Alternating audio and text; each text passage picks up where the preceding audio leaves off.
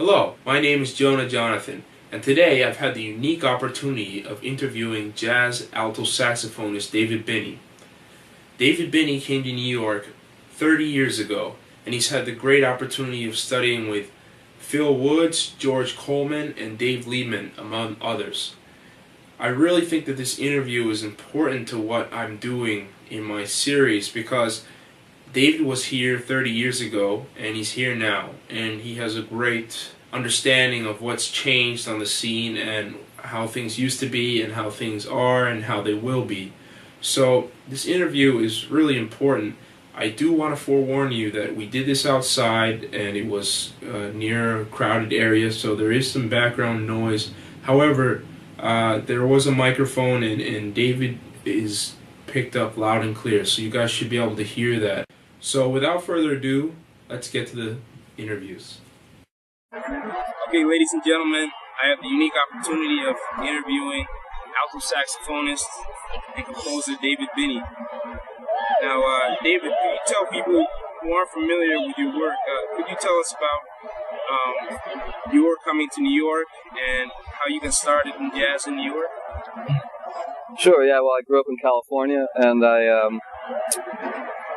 I graduated high school and didn't want to stay in LA at the time, and I just moved to New York and decided to just study privately with some of my favorite players that I was listening to at the time. And who are some of those cats that you I studied with Dave Liebman, I studied with George Coleman, I studied with Phil Woods, Bob Mincer. So when you first came here, you had a unique opportunity to be able to study with some really great names. Would something like that be possible nowadays, do you think? What do you think has changed that doesn't allow for that mentorship to happen like it did back in the day? Well, I'm not sure if it's changed. The mentorship has changed. I don't know. I feel like that can still happen. When I moved here, I just took I called people and took lessons, and people like Liebman especially kind of really helped me out. But I think that I feel like I do that for a lot of the students that I have now. So I don't know if that's changed much. Okay.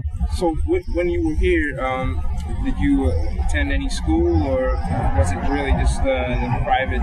Just private. I decided to come here for a year, and if I didn't like it, I would go to school or whatever. So obviously you liked it, and things were working out for you. Yeah. I liked it. It was what I wanted, and it all worked out. I worked day jobs for 10 years before. I mean, I kind of worked a few jobs, but I worked day jobs for 10 years before I really started making my living in music. Okay, and tell us a little bit about your early musical career here in New York. What year did you come here? I came here in 1981, and when it was a completely different city. Yeah, I mean, that's interesting time. Yeah, it was an interesting time. I worked, like I said, I worked day jobs. I tried to get little gigs. I went to jam sessions. There were a lot of jam sessions then. I went to Jazz Forum and Jazz Mania and all these places that you probably never heard of. And just met people, and then started to play some little gigs around, but still I made my living with day jobs. And then I got in all kinds of different scenes, the blues scene, eventually, like in the 90s, blues scene, rock scene, funk, weddings, tons of weddings, like I did every kind of gig I could do. Well, could you tell us about when your real professional career began? How did that come about? Like, did you start coming out with recordings and working heavily? Well, I got a grant from the National Endowment of the Arts just for $3,000. It wasn't much, and it was just sort of on a last-minute whim. But I decided to make a record with that, and back then I kind of called some people I had been listening to, and I made a record, and then Liebman actually helped me get it on a label in France. And things. What was that? It was called Point Game. Point Game. And it from that, it just sort of started. It just sort of started, and I did a tour in Europe, and because of that record, and I got into some other bands. We started this band called Lost Tribe that was pretty popular with Adam Rogers and Ben Borowski and David Gilmour. Just did a bunch of stuff like that, and just kept trying to tour, and it just kept building and building. And then I kept getting little record deals. That's a unique opportunity, but for now, I mean, back then, it seemed like there was a lot more opportunity to be able to do something. Nowadays, younger cats, it's just really hard to even come out with a record or find gigs or even make things happen. Well, from your personal observation, what's really changed? I mean, it's changed a lot. I think it's always been hard. Being an artist is hard. It's always been hard. In every era, it's been difficult. In every era, it's been a struggle for people. It's still a struggle. It's a different kind of struggle now because the parameters have changed. But it was hard when I got here. It was hard when Charlie Parker got here. It was hard before that, and it was hard. It's always been hard. I think that now what's changed is there's no record industry, so people don't get signed and then have record deals and whatever. But you never made any money from records anyway. I only started making a little bit of money from records when I kind of started putting them out on my own label. So in a way, it wasn't a financial thing. It was just that you had an outlet. But we do have an outlet now anyway, because we can make our own records. And there's a medium, the internet, that you can spread what you do everywhere. So it's a weird time because there's a lot more access to the rest of the world for what you do. There's just a lot more people doing it. So there's a lot more competition. There's the sideman thing in jazz is kind of, over. And the touring thing has changed because of economic reasons. The touring thing in jazz is changing, and that's become harder. But I think, I think what's happening is a lot of younger people are looking for sort of conventional things to keep them going. What's always kept people in the jazz world going. And that's not really happening anymore. But there are a lot of other things that are. So, I don't know. I think it has to go back a little bit to people being inventive in the way they work, to creating their own scene. I think it's just a time of transition, but it's not. I don't think it's a bad time. I just think it's a time of transition. I think young musicians have to think about new ways to make a living, Exactly. Yeah, and I don't think it's not that it's not possible. I think people they go to school, they graduate, they get a degree, they kind of expect like, oh, I should be working when I get it. See, when I was coming up, that didn't really exist.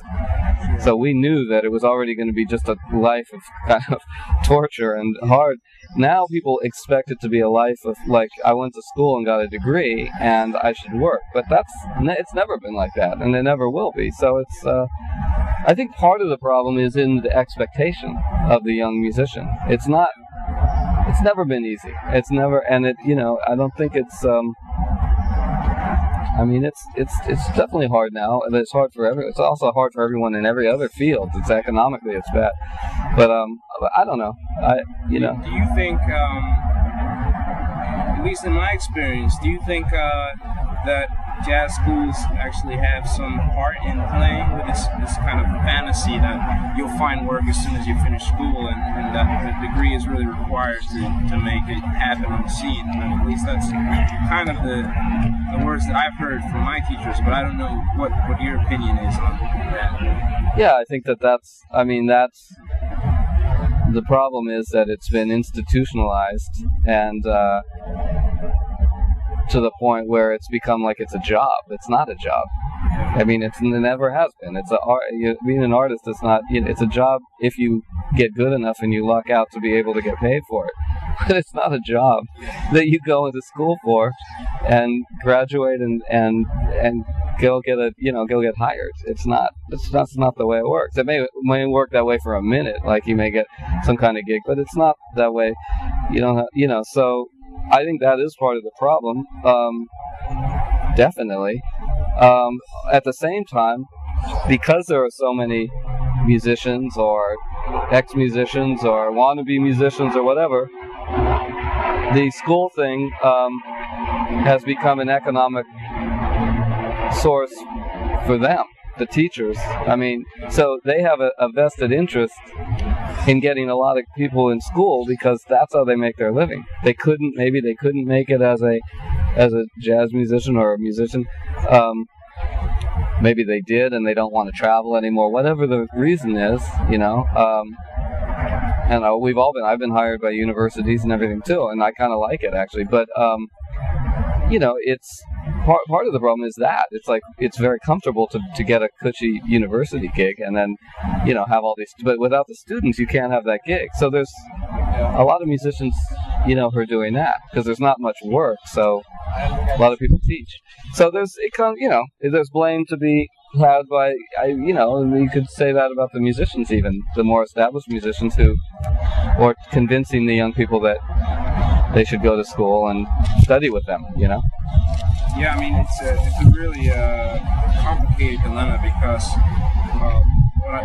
what I see happening is that cats like myself go through school and then automatically become attracted to doing a college educational scene because that's where the money is. And the reason that there's money there is because it's built almost on a half-truth. A lie that, when you finish school, after going here, you'll definitely find work and you'll definitely make it on the scene. So I guess that's something that has become a problem here in New York. And, do you have any suggestions of how that could be fixed? Well, first of all, I mean, that is true, but, that's also true of a lot of other fields. So it's not unique to the jazz thing. I mean, there's been art history majors for years. There's been, all kinds of fields in universities that don't even have anything to do with art that really, when you get out, I mean, philosophy, philosophical studies, I mean, there's nothing to do. When you get out, you teach. I mean, that's not that much different than what's happened to the jazz world. It's just that the jazz world is new to being institutionalized. It's a new thing. It's not new in the philosophy world. It's not new in other arts actually. But I think that how to fix it. I mean, I don't know. I'm just a believer that if you're an artist and you really love what you do and you do, you just do it. And you suffer through whatever it is you suffer through, and you kind of put blinders on, and you don't concern yourself with, trying to make it into a job, and and you don't think about, I got a degree, and this is, that's only supposed to help you, with the technique of it all, but. I think a lot of it has to do with the musicians. It goes deep. I think a lot of it has to do with the era. I think a lot of it has to do with young people today and this recent generation who grew up with a lot of wealth. A lot of things were easy. There was basically no war, or not much. I mean, when Clinton was in the 90s, I mean, when a lot of people came up, it was like the biggest economic boom of all time. So people got used to having money around. So now there's not, and now people are. So I think a lot of the blame has to be laid on society as a whole, and the way things have gone, and the way we've given young people everything. So now that when there's not everything, people think it's super hard, and things have changed, and things haven't changed that much. It's just we're coming out of an economic boom, and it's hard for everybody. Yeah, the young people are really the now generation. Exactly. I mean, they think they deserve. I mean, the students I have some great students, but there's a lot of students that come to me. They think they deserve, to work. Like, I didn't, in my era, which is not that much long ago, that's not the way we thought. We knew it was going to be hard. We knew it was a privileged thing, and that you had to be really good, and you had to suffer to get to where you are. I mean, that's just sort of the way it is. I mean, because it's not, especially what we do, is not that popular. You're talking about, most of these people walking by here, they don't know what the hell we do. They have no idea, and they don't care. They don't care. They don't care if I'm a good saxophone player or what. They don't care. One out of every 150 maybe go, oh yeah, I like jazz.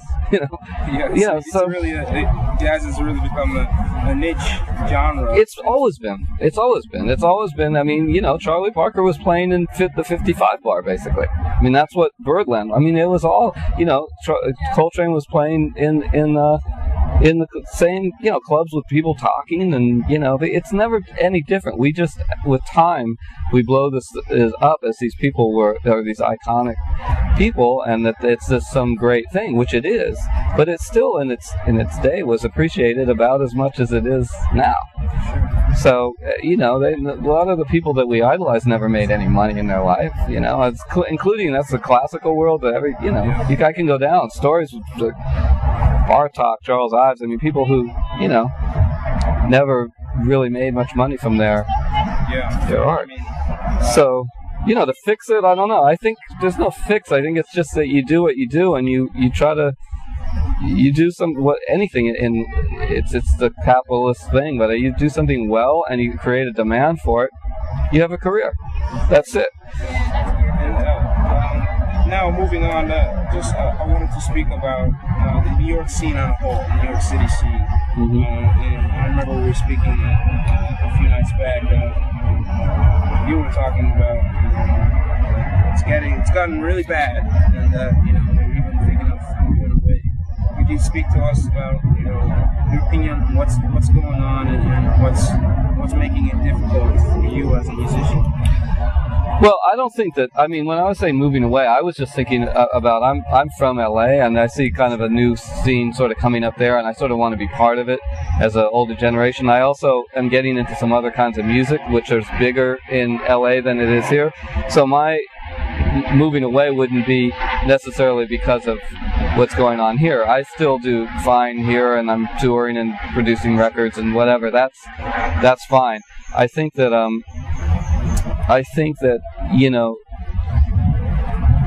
the economic thing in the jazz world, because of the economies in Europe, which is where we've made our money in New York, basically for years, those are slowing down. They're favoring European musicians a lot, and there are a lot of good European musicians now. So they create their own scenes. There's a lot of that, so it becomes harder for us, so we have to adjust. We have to come up with another, that's what I'm saying, we have to come up with another way.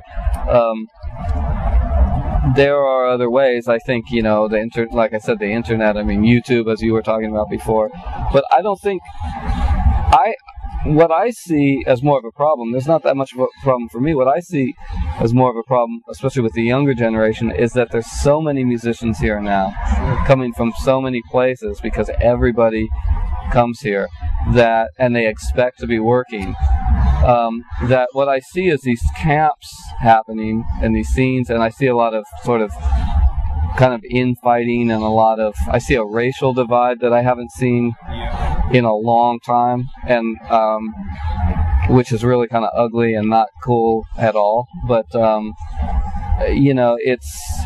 and I don't want any part of that. I never did, and I just sort of ignore it. But I see the young people, a lot of young people being a certain way, and I think it's naive, and I think it's it's backwards too, and it's just repeating a past. And they're young, so they don't even understand what they're doing. But it's repeating something that's already happened, and But I think there's a lot of things to blame there, and ways to, we could go into that, but I think that's detrimental to the scene. Sure. But, you know, in any economic crisis in anything in the world, when people are fighting for money and there's too many people fighting for it, there's a lot of infighting, there's a lot of separation, there's a lot of, you know, and that's happening in the jazz world, as it is in all the other professions at the moment. I mean, I've talked to a lot of other people in other professions. So we're talking about something that's happening everywhere, but since we're talking about jazz, we can address that, and that's definitely happening in this scene, you know. Sure. You know, I guess one other question to ask you before we move on. A lot of young musicians are doing things for very little money, for free, and for tips, and letting the club owners essentially, club owners, restaurant owners, what you have it, take people and use them for free. What do you have to say to that, and what should young musicians do in order to stand up for themselves in these kind of situations? Well, that's definitely a problem, you know, because music on every level has essentially become free, which, you know, there's a whole theory about that, about information in general being inherently free. I want to make sure I didn't turn this off.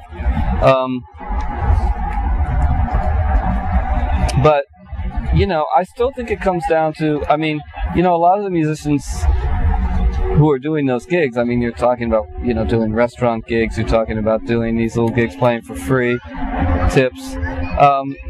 That is part of coming up. That is part of learning to some extent.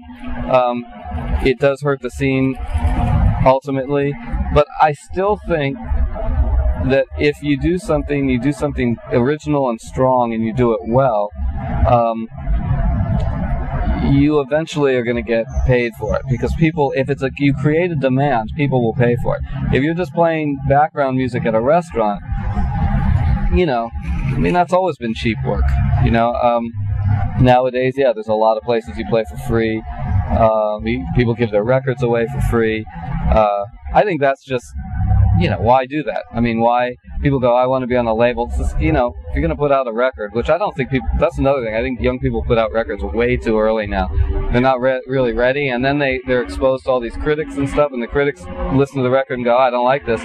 Next time they come out with a record, the critic immediately just throws it into the trash. So I think, you know, if you're going to come out with a record, be damn sure that it's pretty good, and you're going to get some attention.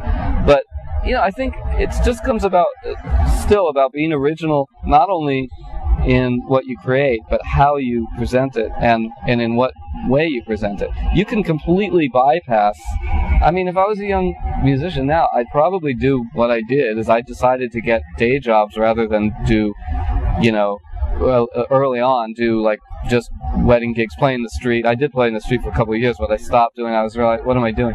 Let me just work at a job, and then on the side create my own thing and develop that, and then present that and make that a strong thing, and make it different from something you could hear in every other place, not just playing standards, not play, you know, that's the other thing. I go to Fat Cat or something late at night, all these people are at school and they're being told that, you know, they have to learn all these standards and learn how to play a certain style. But, you know, that's a really good background. We all studied that way. And we've all studied, you know, I've studied endless. But to stay there and think that that's the end all is killing a lot of musicians. There's most of the musicians, like all those young people I see at Fat Cat, they're never going to get out of that. That's it. There's no place to go other than Fat Cat, you know. I mean, at a session to play for free, to play those tunes, and for what? You know, for people playing ping pong? I mean, you gotta be more original than that. Yeah, I mean, the original Cats, Bird, Dizzy, Coltrane, Miles, all of them were actually coming out with their own tunes, which have now become standards in a sense, and that becomes a problem. And it seems though, from listening to your records and the music that you've been making, it's really unique and some of my favorite stuff to listen to, because it's just new and it's something different. I guess, could you speak to us about how you made your niche and how you came about playing with some great musicians such as Chris Potter, Lee Prince. Well, Tell us about that. yeah, I mean, again, going back to the thing, I mean, Charlie Parker, Louis Armstrong, you know, all those guys were trying to do something new and fresh. That's the whole point. They weren't trying to be just do what their forefathers had done, or mothers. You know, it's they were trying to do something new. And I mean, a lot of the young musicians now are not trying to do that because of school and because they're told they have to do this, and then it becomes a competition. It becomes a macho thing. Who knows the most tunes? Who can play the most, like, you know, Sonny Stitt or something. You know, it's like, who cares? I mean, you know, Sonny Stitt did it better than any of them are ever going to do it. So why even just take that and further it along? But I mean, I've always had that mentality, and I know that the great people that you just mentioned all had that mentality. You know, and for me, again, I just wrote music. The people that you mentioned, I mean, also are my friends, you know, and they're my peers, the people that I came up playing with. So, you know, I put these bands together where people go, man, you have this, like, all-star band. It's like, yeah, I do, but I also have, these are the guys I came up playing with. I mean, they're from my generation in a way, and we have like-minded things, and this is how that happens. But I think it really it comes from what you do individually on your own, when you're alone, you know, in your apartment, when you're practicing, when you're writing. Be original practicing, be original writing, be original in the way you present it. Make sure that what you're doing is sort of, pushing a little bit, and so that people are interested. Because these people, I mean, people are open. They want to hear something that's new. I mean, you know, they just do. That's the nature of, I mean, humanity. Kind of, most people, especially this country, want to push things along. Yeah. And you know, they just, you know, there's an audience of people that want to hear stuff that's been done before. There always will be.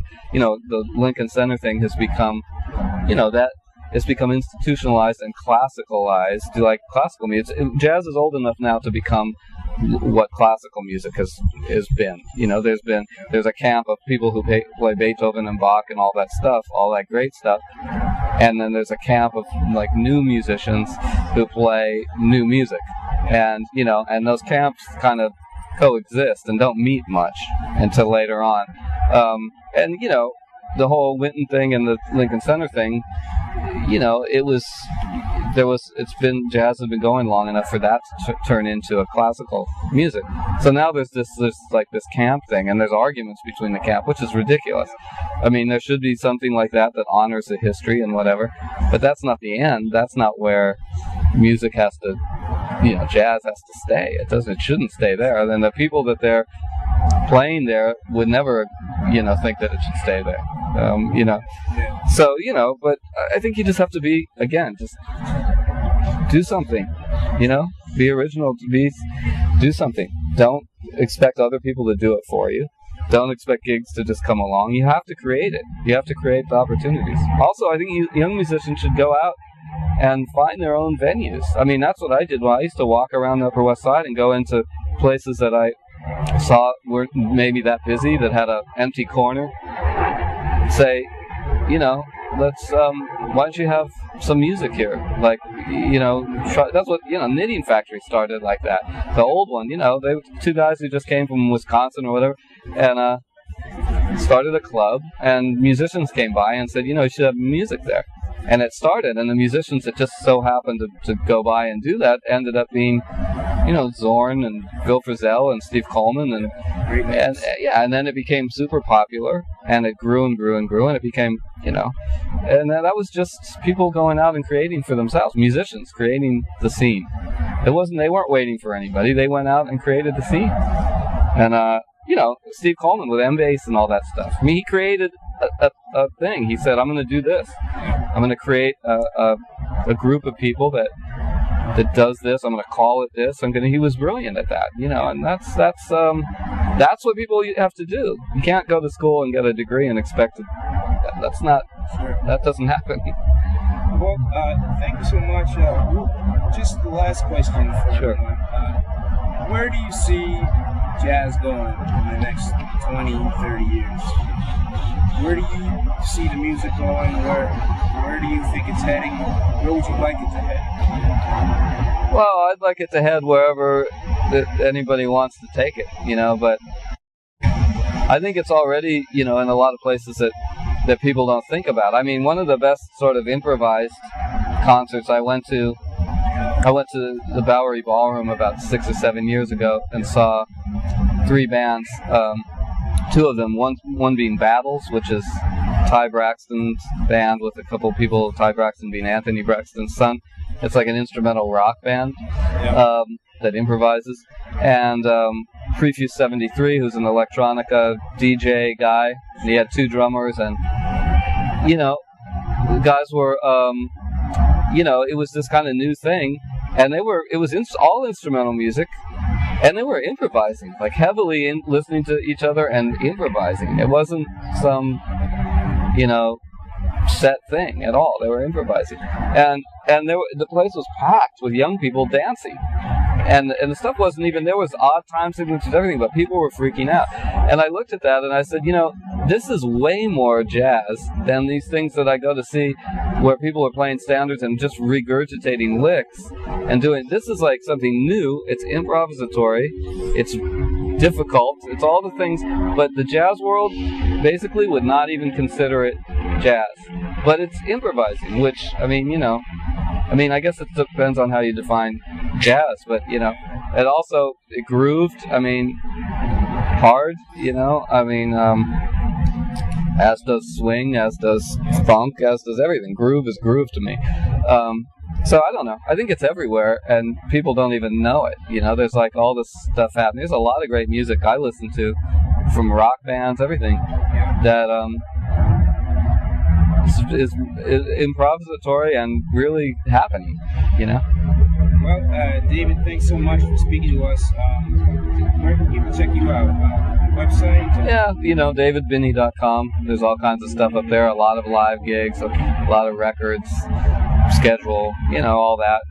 So, the usual. Great. Well, thank you. Take care. And guys, check out this real legend.